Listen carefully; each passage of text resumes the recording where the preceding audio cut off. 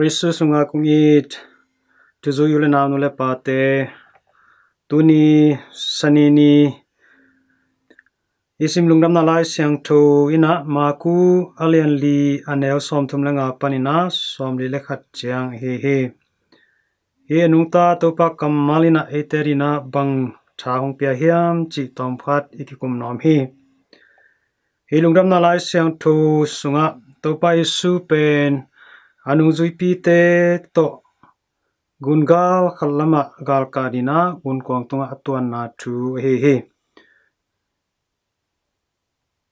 gun kwang to khwal jinung pai tak changin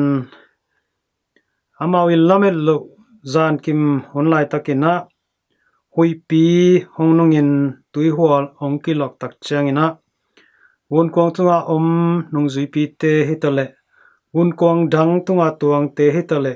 lawin linglong ina pataw mama hi amau te I mut hunlai tak alamet lo hunlai takun hibang chu apiang hi manina amau te na asia pau hi topai su phongin sia o kote ka ki sia di mu phamo salo nei hiam china lao na lian pi to asia pau hi topai su tunga ong ki ko hi ri su zong thowin hoi pi le tui hwal te kam khat to tai ina to kam khat dai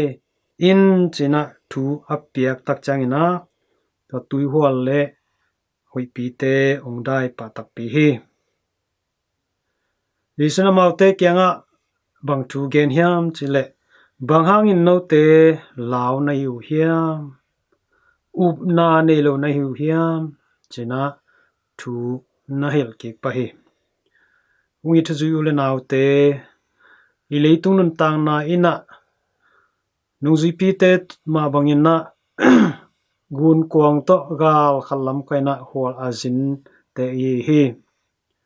ibang na hwal zin in paina muna eitena bang to kitwak ri chi pen igen hol te ke hi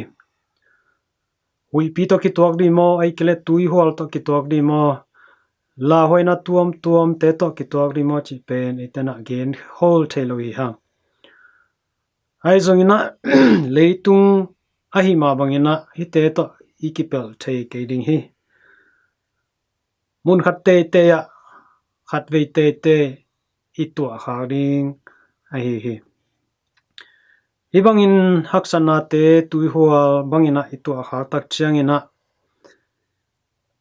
topa isu samin topa isu kyanga ki kowin topa o keima akiseri nung de nai hiam bang hangina hi zaina haksanang thuak sak ni hiam bahangina hi za dongina gim hong pia nei hiam china iki ko thei ka di hi ton tak changina topai suina anung zui pi te kianga again ma bangin banghangin kataw law nei hiam up na nei lo nei hiam china hong tai khadi hi eitena I khwal zin na muna ei walk back ki sakha in ong hu diam lo ibel li iswan di omlo bangin ikingai sun thei ka zel hi haizung nu te naw te eite to topa hwal ong zin khoplam eitena tunin athakena ipok ki rin ka dei hi koimun koi kam ipai zungin ipai na mun muna topa ina eite to ong zin khom hi eite ngom pi hi eite adina ama aton tuina ready saina omi chipen ipok ding tunina hi lungdam na lai sang tho ina ong thei sakhi hi bangina topa isu I kamalina wang neina tuipi te tungna ngon hui te tungna ngona wang ne a amau te na ama thu angai na midang te le nungzi pi te na mu tak changin